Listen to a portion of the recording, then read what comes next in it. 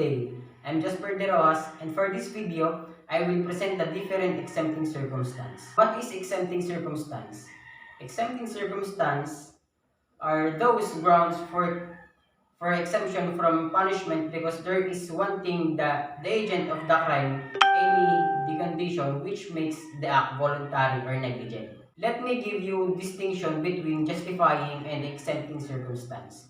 Justifying circumstance, there is neither a crime nor or criminal, no civil liability, causing damage to another.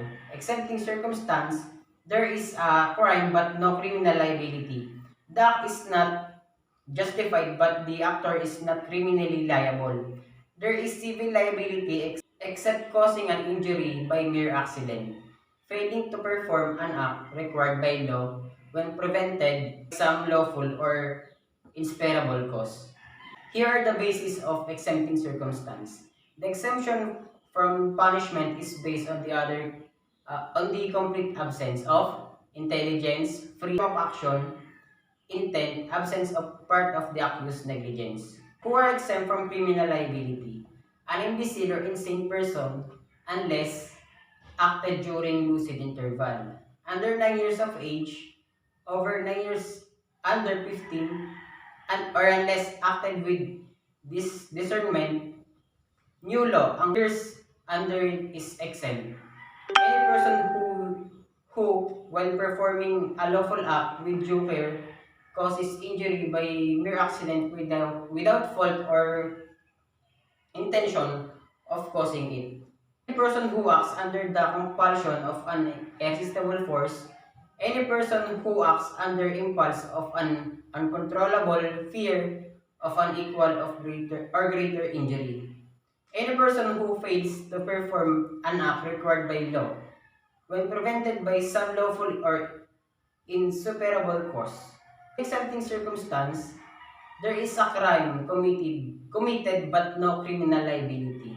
Complete absence of any of the condition which constitute where free will or voluntariness of the act, no criminal liability arise.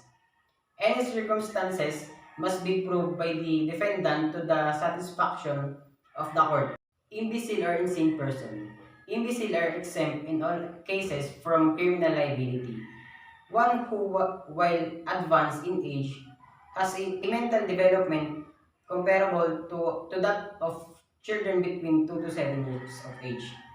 Insane are not exempt if it can be shown that he acted during lucid interval. Burden of proof. The court has no power to permit the insane person to leave the asylum without first obtaining the opinion of the Director of Health that he may be released without danger. Presumption is always in favor of sanity. To prove sanity, therefore, circumstantial evidence, if clear and convincing, will suffice. Signs are the following: dementia, kleptomania, epilepsy. But it must be proved otherwise, it will constitute a mitigating circumstance. Feeble-mindedness, not exempt because the offender can distinguish what is right and wrong. Pedophilia, not insanity. Amnesia, no defense to criminal charge unless it is shown by competent proof. Somnambulism or sleepwalking. The act is not voluntary or no intent while doing the act. Person under 9 years old and now 15. Age of absolute irresponsibility raised to 15 years of age. RA 9344, Juvenile Justice and Welfare Act of 2006, Section 6, at the time of commission of the offense shall be exempt from criminal liability. However, shall be subject to an intervention program or DSWD. Person over 9 and under 15. If such child acted with discernment, shall be subjected to appropriate proceeding in accordance with this act. Acted with discernment. Exemption to the general rule. A minor under 18 years old but above 15 years old must have acted with discernment to incur criminal liability, willfully, criminal, and feloniously.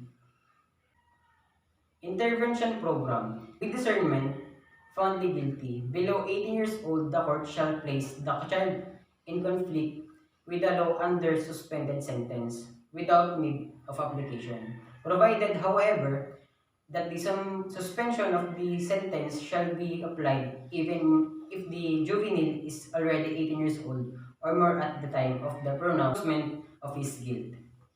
Performance of lawful act. Elements. A person is performing a lawful act with due care, causes an injury to another by mere accident, without fault or intention of causing it. Accident purposes lack of intention to commit wrong done, or refers to purely accidental case. Person performing a lawful act must do so with due care, without fault or negligence. Under the compulsion of irresistible force. Elements. Compulsion is by means of physical force. Physical force must be irresistible. Physical force must come from a third person. Irresistible force can never consist of an impulse, passion, or obfuscation. It must consist of an extraneous force coming from a third person. A person who acts under compulsion of an irresistible force, like one who acts under impulse of uncontrollable fear of equal or greater injury, except from criminal liability because he does not act with them. Nature of force required. Actor to a mere instrument who acts not only without will but against his will. The compulsion must be of such character as to leave no opportunity to the accused for escape or self-defense in equal combat. Acts under impulse of an uncontrollable fear of an equal or greater injury. Purposes that a person is compelled to commit a crime by another, but the compulsion is by means of intimidation or threat, not force or violence. Elements. Existence of an uncontrollable fear. Fear must be real and imminent. Fear of an injury is greater than or least equal to that committed. A threat of future injury is not enough. The compulsion must be of such character as to leave no opportunity to the accused for escape or self-defense. Speculative, fanciful, and remote, fear is not uncontrollable. Mere fear to disobey or refuse to carry out others in the absence of proof of actual physical or moral compulsion to act is not sufficient to exempt the accused from criminal liability. Distinction. Irresistible force. The offender uses violence or physical force to compel another person to commit a crime. Uncontrollable fear. The offender employs intimidation or threat in compelling another to commit a crime.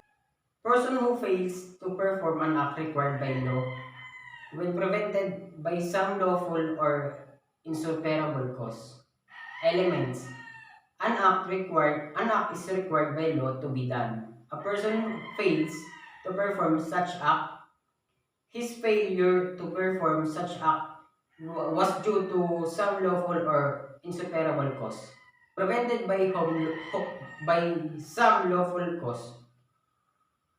Privilege communication. That of a priest, doctor, lawyer. One is not compelled to reveal any information which came to known by reason of the confession made to him in his professional capacity. Prevented by some insuperable cause. A person who acts without malice or without intelligence, freedom of action, or fault is not criminal liable or is exempt from punishment. Absolutory cause are those where the act committed is a crime but for a reason of public policy and sentiment, there is no penalty imposed. The other absolutory cause. Article 6, spontaneous distance of the person who commits the commission of a felony before he could perform all acts and of execution. In Article 20, accessories who are exempt from criminal liability are family, ascendants, descendants, legitimate, natural and adopted brothers and sisters, or relatives by affinity within the same degrees. By profiting themselves or assisting the offenders to profit by effects of the crime. In Article 24, the commission of a crime or violent insanity or hospital shall be considered legal grounds for the detention of any person.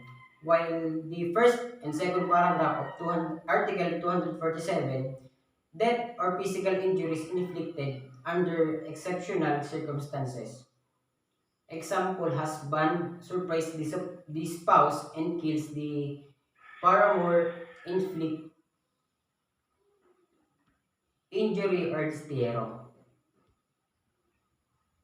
In paragraph 3 of Article 280, trespass to dwelling for purposes of preventing some serious harm to himself. The occupants of the dwelling on a third person or any person who enters caves, taverns, inns, and other public houses while the door is open.